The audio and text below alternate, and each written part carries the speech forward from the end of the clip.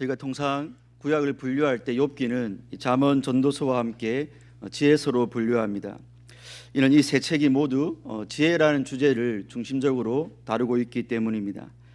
그런데 이 지혜서는 크게 두 가지 실천적 지혜와 사색적 지혜로 나눌 수 있습니다. 실천적 지혜는 의인은 하나님께 복을 받고 악인은 하나님께 저주를 받는다는 소위 그 보응의 원리를 일관되게 지지하는 책들을 가리키며 잠언이 대표적이라 할 수 있습니다. 반면 사색적 지혜는 이러한 원리, 인과응보의 원리에 대해 회의하거나 깊은 의문을 제기하고 때로는 저항하는 입장을 보여줍니다. 전도서와 욥기가 이에 해당하는데 특히 욥기는 의인이 형통하고 악인이 벌을 받는다는 전통적인 인과응보의 관념에 대해 문제를 제기하고 강하게 반발하는 내용으로 이루어져 있습니다. 특별히 욥기 1장에서는 욥에 대해서 그 사람은 온전하고 정직하여 하나님을 경외하며 악에서 떠난 자들아 라는 설명이 반복되고 있고 하나님께서도 이 사실을 지지해 주십니다. 따라서 욥이 당한 고난은 잠언과 같은 실천적 지혜에서 나타나는 인과응보의 도덕 질서에서 비롯된 것이 아니라는 것을 1장에서 설정을 해놓고 시작하는 것입니다. 이런 이유로 욥이 당하는 의인의 고난은 참으로 해석하기가 어렵습니다. 이는 욥과 그의 친구들이 3장에서 37장까지 이르는 그 고난의 원인을 두고 첨예한 논쟁을 벌일 정도로 난해한 것이었습니다. 왜 이런 고난을 내가 당하는지 모르겠다며 자신을 변호하던 욥은 사실 책의 후반부로 갈수록 1장과 2장에서 보여줬던 성숙한 신앙인의 모습은 사라지고 결국 하나님을 향해 불손한 언사를 내뱉게 되었습니다. 그러나 38장부터 41장에 걸친 그 하나님의 일관 앞에서 욥의 태도는 또 완전히 달라졌습니다. 그전까지 극심한 고난의 원인과 의미를 몰라서 하나님께 삐딱하게 굴렀던 욥이 38장과 41장의 하나님의 말씀을 듣고 회개를 했다는 것은 그 38장과 41장의 하나님의 말씀이 욥의 회개에 지대한 영향을 주었음을 반증하는 것입니다. 따라서 이 시간 저는 이 욥의 회개를 통해서 성도에게 이해할 수 없는 고난이 찾아왔을 때 성도가 그 고난을 어떻게 해석해야 하는지 함께 상고해 보고자 합니다. 첫째로 유한한 인생은 인생의 작은 생각보다 무한하신 하나님의 완벽한 계획 안에서 고난을 해석해야 합니다. 함께 1절로 4절까지를 합독하시겠습니다. 욥이 여호와께 대답하여 이르되 주께서는 못하실 일이 없사오며 무슨 계획이든지 못 이루실 것이 없는 줄 아오니 무지한 말로 이치를 가리는 자가 누구니이까. 나는 깨닫지도 못한 일을 말하였고 스스로 알 수도 없고 헤아리기도 어려운 일을 말하였나이다. 내가 말하겠사오니 주는 들으시고 내가 주께 묻겠사오니 주여 내게 알게 하옵소서. 아멘. 욥이 당하는 고난을 둘러싸고 욥과 친구들 사이에 진행된 그 지난한 논쟁은 욥기 3장부터 무려 37장까지에 이어졌습니다. 이 욥기의 가장 큰 난제는 이 35장에 걸친 욥과 친구들의 대화 속에서 누가 참된 말을 하고 있는지를 분간하는 것이 어렵다는 것입니다. 인과응보, 즉 욥 너에게 분명 어떤 죄가 있으니까 너가 그런 고난을 당하는 것이야 라는 친구들의 주장이 교리적으로나 그리고 전적으로 잘못된 것은 아니지만 그들의 말이 욥의 구체적인 상황에 또 적합한 것도 아니었습니다. 반면 욥은 부당하게 고난을 당하는 것처럼 보였지만 그의 입에서 터져나오는 원망과 불평은 그가 믿음과 불신앙 사이에서 혹은 견곤과 불경 사이에서 위태로운 줄다리기를 하는 모습을 보여줍니다. 이처럼 욥의 고난을 두고 땅에 속한 자들의 말이 한창일 때 마침내 욥기 38장에서 여호와 하나님께 등장하셔서 욥에게 말씀을 하십니다. 그간 욥과 친구들의 논쟁 가운데 침묵을 지켰던 주님께서는 이제 욥을 향하여서 약 80개의 질문을 쏟아부으십니다. 언뜻 보기에 이 80개의 질문들이 서로 연관성 없이 나열된 것처럼 보이지만 실상 이 질문들은 크게 두 가지 진리를 강조하고 있습니다. 그 첫째는 창조주 하나님의 절대 권능과 피조 세계의 질서이며 우리 하나님의 의로우심입니다. 세상의 무질서와 하나님의 불의하심은 고난 중에 있었던 욥이 품었던 가장 큰 두 가지의 질문이었습니다. 만약 하나님께서 일관된 도덕 질서를 가지고 이 세상을 운영해 나가신다면 왜 악인이 형통하고 의인이 고난을 받는 무질서가 발생했는지 욥은 알 수가 없었던 것입니다. 그리고 악인은 그냥 내버려 두시고 까닭 없이 고난으로 자신을 치시는 하나님께서는 과연 의로우신 분인가에 대한 질문도 욥에게 늘 따라왔습니다. 이 하나님께서는 믿음에 약해진 욥이 이 두 가지 회의적인 질문에 빠져 있을 때 또한 질문으로서 이에 응수해 주신 것입니다. 분명한 것은 하나님의 이 80개의 질문에 쏟아진 후에 욥의 태도가 완전히 달라졌다라는 것입니다. 하나님의 말씀 중에 38장에서 39장까지의 하나님의 질문들은 하나님께서 세상을 질서 없이 다스리신다는 욥의 회의에 대한 하나님의 응답입니다. 욥은 9장, 12장 그리고 21장에서 전능자가 다스리시는 세상의 무질서함에 대해 수차례 불평을 쏟아내었습니다. 그는 한 가지 일이니 그러므로 내가 말하기를 하나님이 온전한 자나 악한 자나 멸망시킨다 했노라. 갑자기 재난이 닥치면 그가 비웃으시리니 세상이 악인의 손에 넘어갔고 재판관의 얼굴을 가리우셨으니 그렇지 않으면 누가 그리하였느냐라고 9장에서 말하듯이 욥은 하나님께서 의로운 자나 불의한 자나 할 것 없이 모두 멸망시킨다고 불평하고 세상이 악인의 손에 넘어갔다라고 푸념하고 하나님을 조롱합니다. 또한 12장과 21절에서 강탈자의 장막은 형통하고 하나님을 경노하게 하는 자는 평안한다라고 말을 하고 어찌하여 악인이 생존하고 장수하며 세력이 강합니까? 그들의 집은 평안하여 두려움이 없고 하나님의 매가 그들 위에 임하지 않는다라는 말을 스스럼없이 내뱉습니다. 욥은 악한 자들이 형통하고 평안함을 누리는 반면에 자신과 같은 무고한 자들이 고난을 겪는 현실을 불평하며 이 하나님의 도덕 질서, 즉 인과응보의 원리에 대해서 의문을 제기한 것입니다. 이렇게 세상 질서의 무책임함과 그 책임을 하나님께 돌리는 욥을 향해서 하나님이 처음으로 욥에게 하신 말씀이 38장 2절에 있습니다. 무지한 말로 생각을 어둡게 하는 자가 누구냐라는 것이었습니다. 여기에 생각으로 번역된 히브리어 에차는 설계 혹은 계획을 의미하는 단어입니다. 하나님께서는 이 무지한 말로 하나님 당신의 계획, 하나님의 생각을 어둡게 하는 자가 누구냐라고 물으시면서 80개의 질문을 쏟아내신 것입니다. 그러므로 이 질문들의 의미는 욥아, 너는 지금 네가 당하는 고난을 불의하게 여기면서 너에게 그런 고난을 허락한 나 여호와가 세상을 무질서하게 운영한다고 나를 비난하고 있다.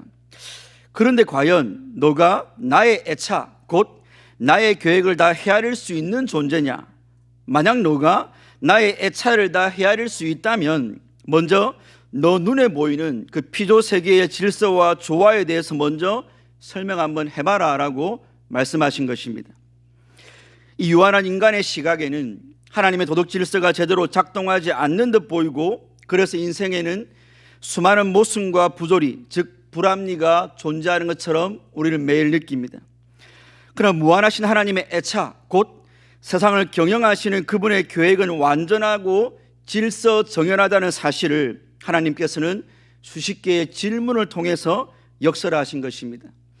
이 하나님의 애차를 악인은 벌을 받고 의인은 상을 받는다는 단순한 그 도덕 질서 하나에 가두지 말고 하나님의 크신만큼이나 그분의 애차 역시 깊고 오묘하며 하나님의 완전하신 만큼이나 그분의 애차 역시 완전한 질서를 이룬다는 사실을 신뢰하라는 하나님의 말씀입니다.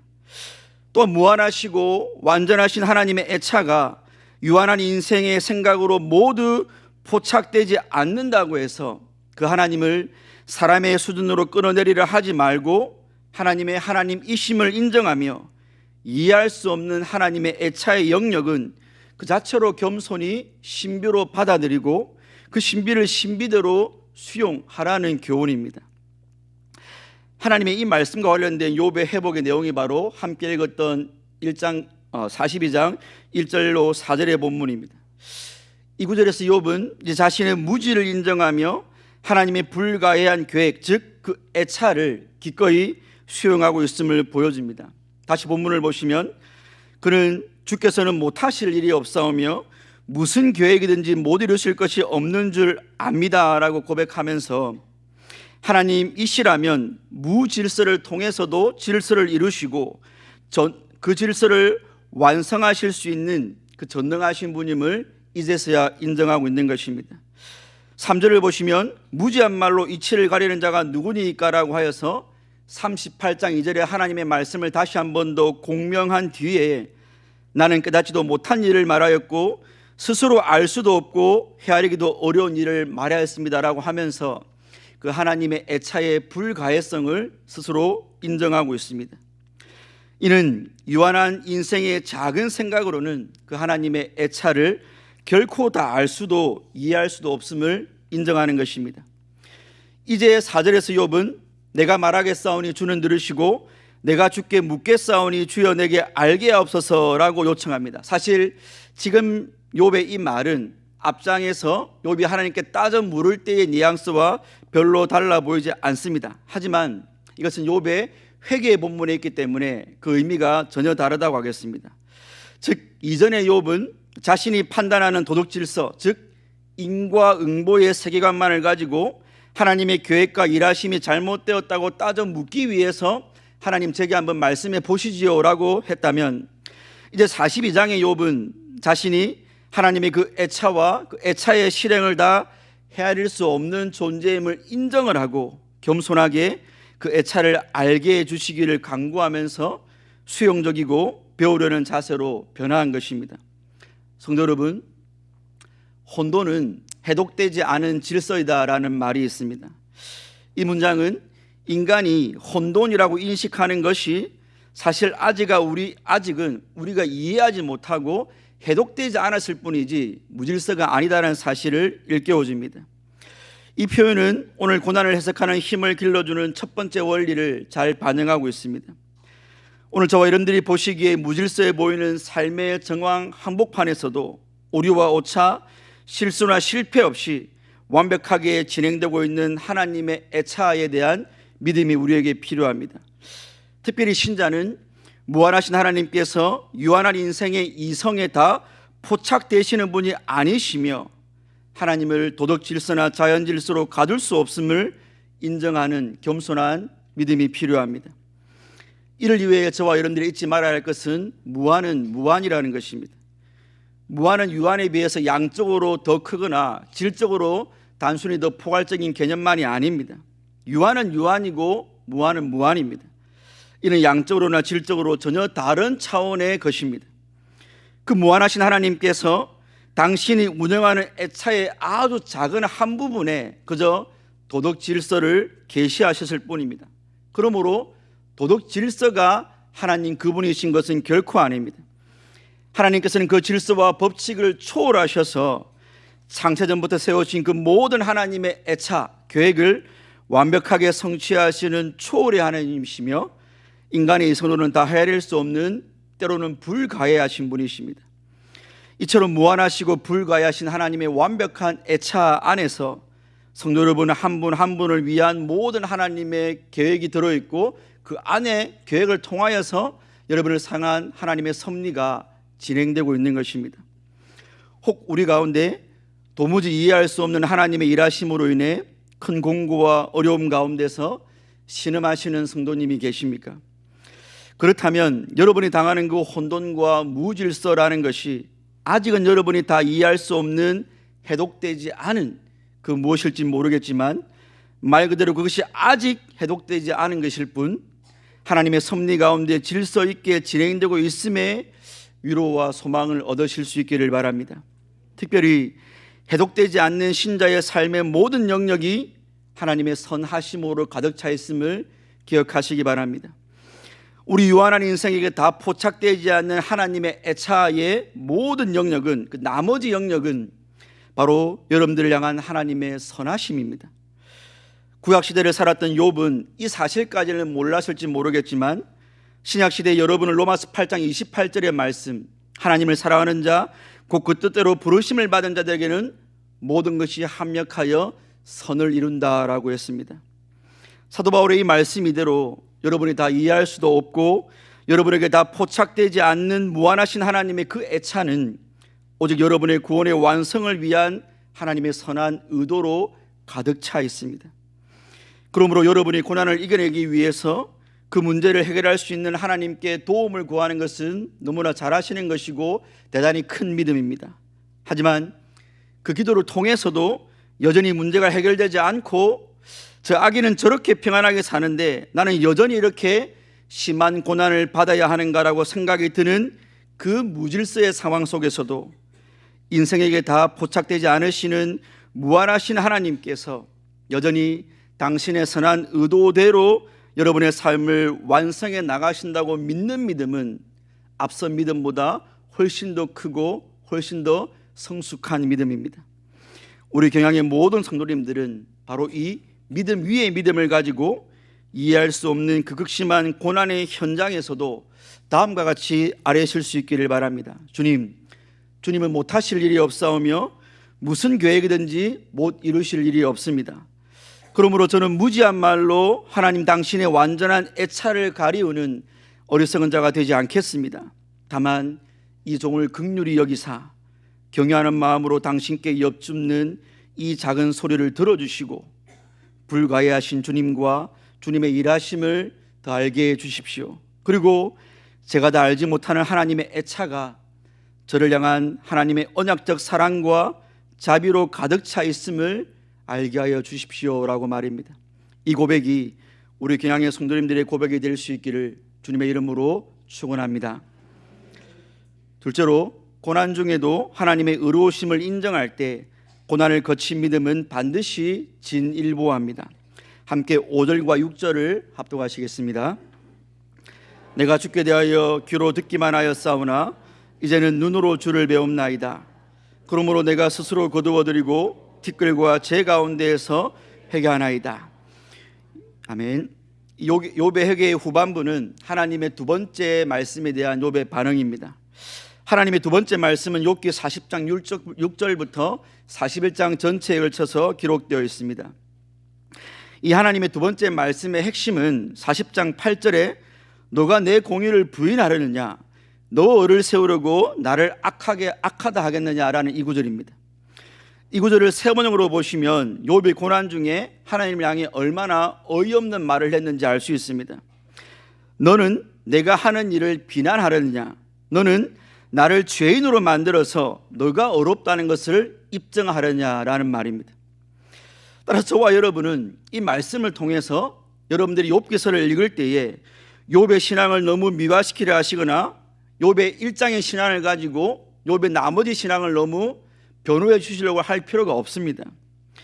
욥이 고난 가운데 완전히 배교한 것은 아니지만 그 극심한 고난 가운데서 욥의 신앙이 얼마나 크게 흔들렸는지를 오늘 이 말씀을 통해서 그대로 받아들이시면 됩니다. 물론 욥의 이러한 반항심은 그가 처한 실이 얼마나 무거웠고 심각했는지를 보여주는 반증이라고 할 수 있습니다. 그러니까 그는 하나님을 불의하게 만들고 자기 자신을 어렵다라고까지 한 것입니다. 여타 평범한 그리스도인들이 그러한 것처럼 그는 자신에게 몰아닥친 그 큰 환난으로 인해 하나님의 선하심과 의로우심의 문제를 제기한 것입니다. 이렇게 하나님께서 욥의 의중을 적나라하게 드러내신 것처럼 하나님을 향한 욥의 두 번째 회의는 바로 하나님이 과연 의로우신가 였습니다. 그래서 하나님의 두 번째 말씀은 하나님께서 자신의 의로우심을 선언하는 질문들입니다. 그런데 하나님의 그 의로우심을 선언하는 두 번째 말씀의 대부분이 베헤못과 리워야단에 대한 것들입니다. 이전에 개역 한글에서는 베헤못을 하마로 번역했고 리워야단을 악으로 번역했습니다. 물론 이것은 오늘날의 신자들에게 그 두 가지를 이해하는 데 훨씬 더 쉽게 해주는 그런 장점이 있습니다. 하지만 그 베헤못과 리워야단을 하마와 악으로 번역하면 하나님께서 자신의 의로우심을 선언하는 단락에서 왜 굳이 그 두 동물들을 설명하는데 많은 장을 할애했는지에 대해서 의문이 남게 됩니다. 왜냐하면 이 욥기의 배경이 되는 족장 시대의 고대 근동 지역에서 이 베헤못은 주로 육지에 사는 강력한 짐승을 대표하고 리워야단은 주로 바다의 괴물로 묘사되어서 바로 이것들은 그 당시의 사람들에게는 세상의 질서를 무너뜨리고 악을 퍼뜨리는 그런 동물들로 상징적이며 문학적으로 사용되었기 때문입니다. 그러므로 하나님께서 40장 8절에서 욥을 향해서 너 을을 세우려고 나를 지금 악하다 하느냐고 책망하신 후에 이 두 동물을 언급하신 것은 다분히 의도적입니다. 이는 하나님이 모든 혼돈과 악을 통제하시며 그분의 주권 아래에 있음을 강조하려는 것입니다. 그래서 하나님께 욥에게 너가 이 베목과 여호야단을 통제할 수 있느냐, 너가 그것을 입을 막을 수 있느냐, 너가 그것의 갑옷을 뚫을 수 있느냐라고 물어보신 것이고, 너는 못하지만 나는 한다라고 말씀하신 것입니다. 이처럼 혼돈과 악을 상징하는 두 짐승을 통제하시며 물리치시는 하나님의 이미지가 사실은 욥기 1장에도 이미 드러났었습니다. 사단에게 욥을 치라고 하나님이 허용하실 때에 몸은 처우된다, 재산은 처우된다, 자녀는 처우된다. 그러나 욥의 생명은 건드리지 말라 하신 데서 악을 통제하시는 하나님의 그 선하심과 의로우심을 이미 보여주신 것입니다. 지금 욥은 자신의 인생에 들어닥친 재앙으로 인해 하나님의 의로우심을 의심하고 비난했지만, 하나님께서는 악은 결코 독립적이고 주체적인 존재가 될 수 없고 그 악을 다스리고 지배하는 자가 바로 여호와 하나님 나 자신이다라고 강조하여 말씀하신 것입니다. 그러므로 의인이 고난받을 때에도 의로우신 하나님이 그 모든 상황을 통제하시며 하나님의 공의는 실행되고 있다라고 하나님이 일갈하신 것입니다. 바로 이 하나님의 이 말씀을 듣고 난 후에 욥은 내가 그전까지는 죽게 되어 귀로만 들었는데 이제 당신을 눈으로 뵙습니다 라는 이 고백을 했던 것입니다. 욥의 고백에 담긴 귀와 눈은 단순한 물리적인 신체 부위가 아니라 하나님에 대한 인식의 질적 차이를 보여주는 표현입니다. 그것은 바로 이제 더 이상 욥은 드러난 현상의 것으로 하나님을 판단하지 않게 되었고, 보이고 들리는 것으로 하나님을 재단하지 않는 믿음의 성숙을 이룬 것입니다. 비록 삶의 현실은 하나님의 의로우심이 체감되지 않는다 할지라도 그 현실 너머에 계신 하나님은 절대 선이시며 의로우신 분이심을 이제 깨닫고 믿게 된 것입니다.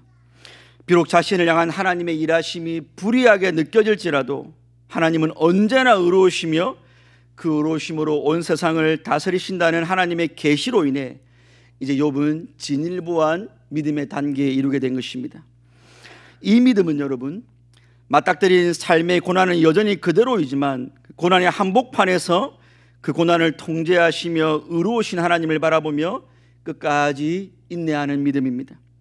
즉 이제 욥은 자신의 믿음이 무너진 바로 그 삶의 현장에서 도리어 믿음이 세워지는 경험을 했고, 그 경험은 의로우신 하나님과 그분의 다스리심을 신뢰할 때 가능했습니다. 참으로 욥은 그 고난을 통해 귀로만 듣던 하나님을 이제 눈으로 뵙는 진일보한 차원이 다른 믿음에 다다른 것입니다. 성도 여러분, 욥은 하나님께서 자신을 부당하게 대하신다고 생각했습니다. 내가 그 정도로 벌을 받을 만한 죄를 범하지도 않았는데 하나님이 과도하게 자기를 몰아붙인다고 생각했습니다. 그래서 욥은 하나님, 당신이 나를 침 삼킬 동안도 안 놓아주십니까? 라고 하나님께 따져 물었습니다. 이런 면에서 참으로 욥기는 하나님 정말 의로우신가라는 신정론의 문제를 제기하는 책입니다. 우리가 그렇듯이 자신을 부당하게 대하는 사람과 우리는 결코 친밀하게 교제할 수 없습니다. 그래서 욥도 고난의 초기에는 주신 분도 하나님이시고 가져가신 분도 하나님이시고, 내가 어머니의 모태에서 알몸으로 나왔으니까 알몸으로 돌아간다, 그러니까 하나님을 나는 저주하지 않고 하나님을 찬양합니다라고 했지만, 이 하나님의 불의하심이 느껴질 때에는 이제 하나님은 의롭지 않다라고 하나님과의 친밀함을 놓아버린 것입니다. 바로 그런 욥을 위해 하나님께서는 하나님이 여전히 의로운 통치자이심을 베목과 여호야다를 통해 계시하셨습니다. 즉 하나님은 악과 혼돈을 결코 좌시하는 분이 아니시며 악을 용납치 않으시고 제거하시며 궁극적으로 의를 성취하는 분이심을 선언하신 것입니다. 이처럼 하나님의 공의가 반드시 실행될 것이라면 신자가 당하는 고난은 의미와 가치를 지니게 됩니다. 하나님의 공의가 당장은 실현되지 않는다 해도 의로우신 하나님께서 여전히 고난 가운데 있는 신자 여러분들을 주목하여 보고 계십니다. 왜냐하면 하나님이 그 의대로 나중에 판결을 하여야 되시기 때문입니다. 관심이 없지 않다는 것입니다. 종국에는 공의로 악인을 심판하시며 공의로 의인에게 갚아주실 것이기 때문에 하나님은 여러분의 고난의 현장에서 결코 떠나지 않으십니다. 그러므로 하나님께서는 의로우시기 때문에 여러분이 고난받는 것을 다 보고 계시며 다 헤아려 주십니다. 바로 이런 차원에서 하나님의 의로우심은 저와 여러분들에게 큰 위로의 원천임이 틀림없습니다.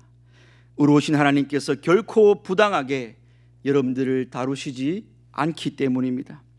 그리고 그 고난이 불의한 하나님의 대우가 아니라면요, 그 시련과 고난은 반드시 여러분에게 유익이 될 것이기 때문입니다. 이렇게 하나님의 의로우심을 강하게 신뢰함으로 의인이 받는 고난을 인내로 통과했던 이 세상에 유일했던 한 사람을 베드로는 이렇게 소개하고 있습니다. 우리가 죄가 있어 매를 맞고 참으면 무슨 칭찬이 있으리요? 그러나 선을 행함으로 고난을 받고 참으면 이는 하나님 앞에 아름다우니라. 이를 위하여 너희가 부르심을 받았으니 그리스도도 너희를 위하여 고난을 받으사 너희에게 본을 끼쳐 그 자취를 따라오게 하려 하셨느니라.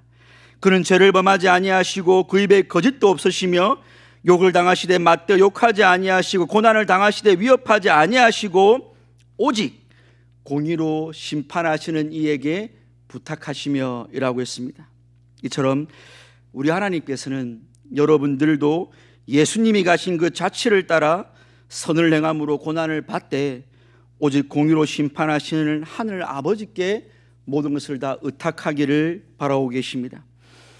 여러분이 오직 공의로 심판하신 그분에게 모든 것을 의탁하며 고난 가운데 인내할 때 그 고난의 현장은 결코 하나님의 부재 상황이 아님을 깨닫게 됩니다. 욥이 하나님의 의로우심을 의심했을 때 그는 이렇게 말했습니다. 내가 앞으로 가도 그가 안 계시고 뒤로 가도 아니 보이시며 그가 왼쪽에서 일하시지만 만날 수가 없고 그가 오른쪽으로 돌이키나 내가 배울 수 없다라고 하나님의 부재를 강하게 말했습니다. 하지만 욥이 하나님의 의로우심을 인정함으로 그 의로우신 하나님이 늘 자신을 주목하여 보고 계시며 고난의 현장에 함께 계심을 깨닫게 되었을 때 이제 내가 당신을 눈으로 뵙습니다 라는 고백을 하게 되었던 것입니다. 이처럼 고난 중에도 하나님의 의로우심을 인정할 때 그 고난을 거친 믿음은, 그리고 그 고난을 거쳐 다시 세워진 그 성숙한 믿음은 여러분으로 하여금 하나님의 임재를 반드시 경험하도록 역사할 것입니다. 사랑하는 성도 여러분, 그리고 오늘 헌신을 재확인하시는 35, 36, 37 여전대회 회원 여러분, 제가 앞서 소론에 말씀드린 지혜에서의 두 구분, 실천적 지혜와 사색적 지혜를 기억하실 것입니다.